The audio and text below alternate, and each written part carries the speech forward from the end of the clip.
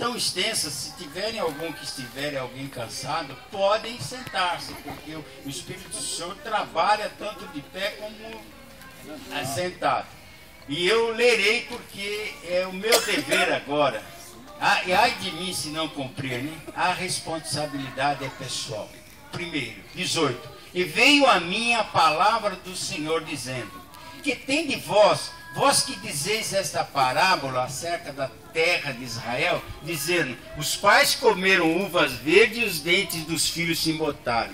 Vivo eu, diz o Senhor Jeová, que nunca mais direi este provérbio em Israel.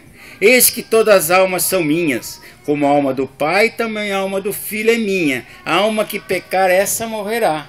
Sendo, pois, o homem justo, fazendo juízo e justiça, não comendo sobre os montes, nem levantando seus olhos para os ídolos da casa de Israel, nem contaminando a mulher do seu próximo, nem se chegando à mulher da sua separação, não oprimindo a ninguém, tornando ao devedor o seu penhor, e não roubando, dando o seu pão ao faminto, e cobrindo o nu com vestido, não dando o seu dinheiro ao usurário, e não recebendo demais, desviando a sua mão da injustiça e fazendo verdadeiro juízo entre homem e homem, andando nos meus estatutos e guardando os meus juízos para obrar segundo a verdade, o tal justo certamente viverá, diz o Senhor Jeová.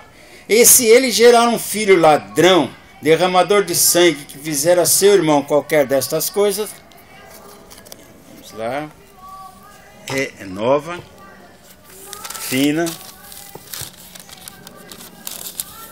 11. E não cumprir todos aqueles deveres, mas antes comer sobre os montes e contaminar a mulher do seu próximo e oprimir ao aflito e necessitado, praticar roubo, não tornar o penhor e levantar os seus olhos para os ídolos e cometer abominação, e emprestar com usura e receber demais, porventura viverá? Não viverá. Todas essas abominações ele fez, certamente morrerá, o seu sangue será sobre ele. E eis que, se ele gerar um filho que veja todos os pecados que seu pai fez, e vendo-os não cometer coisas semelhantes, não comer sobre os montes, não levantar os seus olhos para os ídolos da casa de Israel, e não contaminar a mulher de seu próximo, e não oprimir a ninguém, não retiver o penhor, e não roubar, der o seu pão ao faminto e cobrir o nu com vestido, desviar do aflito a sua mão, não receber usura em demasia, fizer os meus juízos e andar os meus estatutos, o tal não morrerá pela maldade de seu pai, certamente viverá. Seu pai, porque fez opressão e roubou os bens do irmão, e fez o que não era bom no meio do seu povo, eis que ele morrerá pela sua maldade. Mas dizeis: por que não levará o filho a maldade do pai? Porque o filho fez juízo e justiça, guardou todos os meus estatutos e praticou, por isso certamente viverá. A alma que pecar, essa morrerá. O filho não levará a maldade do pai, nem o pai levará a maldade do filho. A justiça do justo ficará sobre ele, e a impiedade do ímpio cairá sobre ele. Mas se o ímpio se converter de todos os seus pecados que cometeu, e guardar todos os meus estatutos, e fizer justiça, juízo e justiça, certamente viverá, não morrerá. De todas as suas transgressões que cometeu, não haverá lembrança contra ele. Pela sua justiça que praticou, viverá.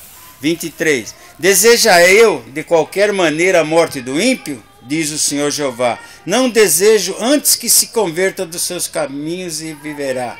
Mas, desviando-se o justo da sua justiça, e cometendo a iniquidade, fazendo conforme todas as abominações que faz o ímpio, porventura viverá? De toda a sua justiça que tiver feito, não se fará memória, mas a sua transgressão que transgrediu, e no seu pecado com que pecou, neles morrerá.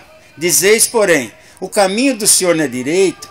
Ouvi agora, ó casa de Israel, não é meu caminho direito? Não são os vossos caminhos torcidos? Desviando-se o justo da sua justiça e cometendo iniquidade, morrerá por ela. Na sua iniquidade que cometeu, morrerá. Mas, convertendo-se o ímpio da sua impiedade que cometeu e praticando justiça, e a justiça conservará este a sua alma em vida. 28. Pois que considera e se converte de todas as transgressões que cometeu, certamente viverá, não morrerá.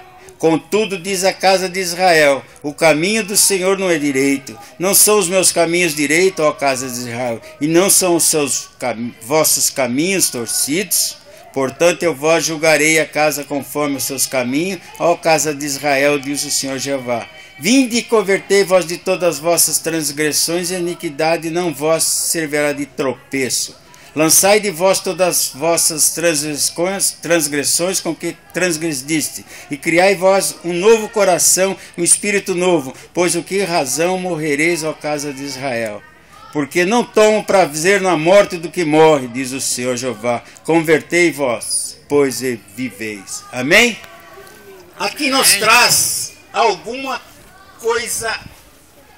Nós vimos que tem dois versículos que são iguais.